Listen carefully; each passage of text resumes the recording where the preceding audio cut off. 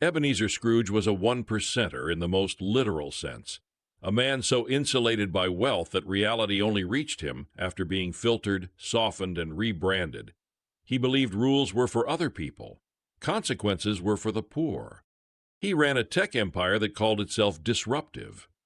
What it actually disrupted was sleep, healthcare, families, and the basic human right to rest. His workers were contractors, always contractors, because contractors don't get benefits, holidays, or protection. Bob Cratchit worked for him because borders are cruel, paperwork is weaponized, and desperation is capitalism's favorite hiring manager. Bob was smart, kind, exhausted in a way that wasn't personal, it was structural. When Bob asked, carefully apologetically, for Christmas Day off, Scrooge stared at him like he'd requested a kidney. "Christmas is inefficient," he said. Nodded. That night, ghosts came, not to punish him, but to warn him.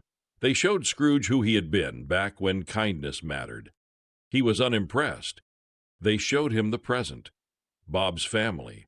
A warm apartment held together by love and sacrifice. A child coughing from an illness that healthcare would have treated if healthcare were allowed. Scrooge shrugged. They showed him the future. Cities flooded. The sky burned. Children working longer hours than their parents ever had. "That's why I diversify," Scrooge said. Scrooge woke up furious, not changed. He canceled bonuses, declared mandatory overtime, doubled down on cruelty. But something else had already begun. That night, Bob opened a group chat that wasn't supposed to exist. Stories poured in: wage theft, medical neglect, retaliation, immigration threats. For the first time, it wasn't anger they felt. It was clarity. By morning, the workers acted. They logged out, froze systems, locked Scrooge out of the empire they'd been holding together. They documented everything. They unionized together.